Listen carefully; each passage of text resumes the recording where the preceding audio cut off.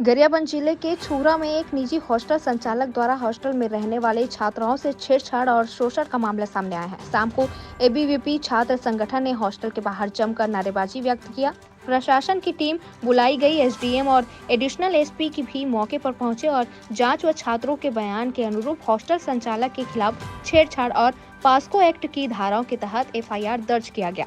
छुरा के एक निजी भवन में एक परिवार और एक व्यक्ति द्वारा निजी हॉस्टल चलाया जा रहा था, जहां पहली से 12वीं तक पढ़ने वाले ग्रामीण क्षेत्र के बच्चे बच्चियां रहकर स्कूलों में पढ़ाई करते थे। इस दौरान उक्त निजी हॉस्टल के बाहर आज शाम बजरंग दल तथा एबीवीपी के छात्र छात्राओं ने नारेबाजी व्यक्त किया।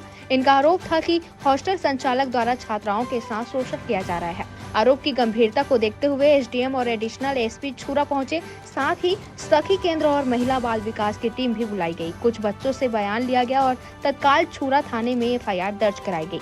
ये जो थाना छुरा में एक हॉस्टल संचालित होता है, वहाँ पर कुछ बच्चों को रखा गया है। लड़की हैं जो क्लास 1 से लेकर के 12वीं तक के बच्चे हैं। वहाँ पर आरोप लगाया गया था कि लड़कियों के साथ जो है वहाँ का वार्डन और जो वहाँ का संचालक है नारायण चौहान, उसके द्वारा जो है छेड़छाड़ किया जाता है। इस बात की आज जो है सूचना मिलने पर महिला बाल विकास की टीम को और सखी सेंटर की टीम को बुलाया गया था। उनके दो माध्यम से इनका बयान लिया गया है। बयान में जो है उसमें जो तथ्य आए हैं उसके आधार पर छेड़छाड़ होना जो है उसके द्वारा कहा गया है। इस पर अभी जो है छेड़छाड़ के 354 का मामला और 500 क्योंकि नाबालिग है तो उसके लिए 500 का मामला जो है दर्ज करके आगे की कार्रवाई की जा रही है। कितने लोगों को हिरासत में? अभी जो है एक के ऊपर आरोप लगाया गया था तो उसको हिरासत में ले लिए हैं। आगे जो है उसकी गिरफ्तारी करके कल कोर्ट में पेश किया जाएगा। सर, हॉस्टल संबंधित जो बात है अभी हमारे पास जो तथ्य आए हैं उसके हिसाब से लगभग ये 8-10 साल से वहाँ पर संचालित है यहाँ छुरा में।